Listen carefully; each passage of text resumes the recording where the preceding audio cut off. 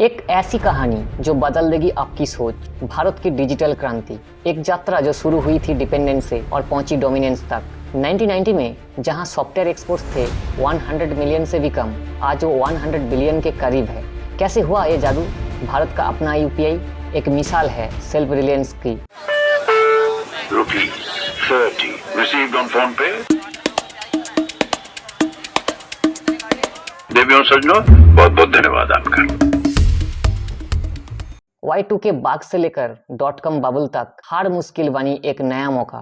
By 1994, the young web was growing explosively, bringing the power of the online world to millions. A few pioneers, including GNN, the CommerceNet Consortium, eBay, and Amazon, began to prove them wrong. लेकिन क्या ये dependence हमेशा रहेगी? AI का नया दौर, क्या ये भारत के लिए एक नया संकेत है या एक अनोखा अवसर? देखिए कैसे इंडियन इंजीनियर्स अपनी मेहनत और दिमाग से देश की इकोनॉमी को बदल रहे हैं और एआई के फ्यूचर को शेप कर रहे हैं। Microsoft is not alone. Companies across sectors are cutting hiring plans in favor of AI-driven productivity. Intuit reports coding speeds are up by 40% thanks to AI tools. मैंने इस वीडियो में जितनी भी जानकारी दी है वो सब ट्रस्टवर्थी वेबसाइट और रिपोर्ट से ली गई है। आप खुद भी इन फैक्ट्स को वेरीफाई कर सकते हैं। मैंने सारे सोर्स लिंक्स डिस्क्रिप्शन बॉक्स में दिए हैं, आप वहां जाकर पूरी जांच कर सकते हैं। अगर आपको ये वीडियो पसंद आए तो लाइक और शेयर करें और ऐसे ही और वीडियोज के लिए चैनल को सब्सक्राइब करना ना भूलें। भारत की एक उभरती अर्थव्यवस्था से एक ग्लोबल टेक्नोलॉजी हब बनने की यात्रा हमारे युग के सबसे नोटेबल आर्थिक परिवर्तन में से एक है। ये रिपोर्ट भारतीय आईटी सेक्टर और यूनाइटेड स्टेट्स के बीच एक जटिल रिश्ते की गहराई में जाती है। Its origin, important milestone, persistent challenges and future की दिशा का पता लगाती है। 1990 में भारत के सॉफ्टवेयर और सर्विसेज एक्सपोर्ट्स 100 मिलियन से भी कम थे।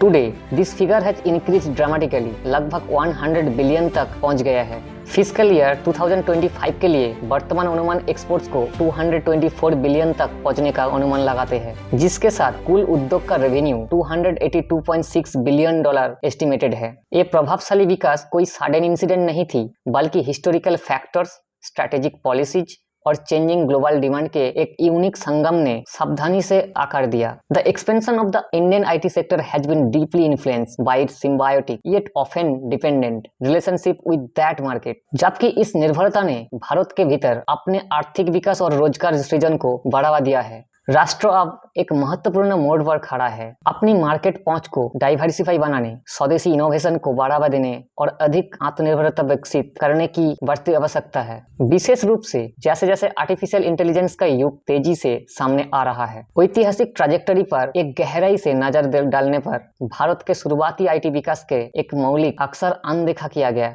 The driving force comes to the fore, the accidental export engine। 1970 के दशक और 1980 के दशक की शुरुआत में भारतीय आईटी फर्म्स को देश में विदेशी मुद्रा की गंभीर कमी के कारण सॉफ्टवेयर एक्सपोर्ट करने का अनिवार्य रूप से आदेश दिया गया था। जिन कंपनियों को संचालन के लिए इंपोर्टेड इनपुट्स की आवश्यकता थी, उन्हें सॉफ्टवेयर एक्सपोर्ट्स के माध्यम से विदेशी मुद्रा कमाने के लिए मजबूर किया गया था। ये नीति मार्केट अवसर के बजाय आर्थिक व्यवधानों से पैदा हुए। अनजाने में भारत के एक्सपोर्ट ओरिएंटेड आईटी उद्योग के लिए आधार तैयार किया। इसने इंटरनेशनल कस्टमर की सेवा करने की एक बुनियादी प्रवृत्ति बनाई, विशेष रूप से यूनाइटेड स्टेट्स, जो तब ग्लोबल रूप से इंफॉर्मेशन टेक्नोलॉजी का सबसे बड़ा अपनाने वाला था। इस जबरदस्ती एक्सपोर्ट तंत्र ने एक बिजनेस मॉडल स्थापित किया जो बाद में बड़े परिमाण पर बढ़ा। जब ग्लोबल आउटसोर्सिंग एक व्यापक प्रथा बन गया, ये दर्शाते हुए कि कैसे घरेलू आर्थिक चुनौतियां अनजानों में लंबे समय तक इंडस्ट्री स्ट्रक्चर और बाहरी निर्भरता को आकार दे सकती है। The origin of India's IT sector can be traced to basic academic work and early government vision.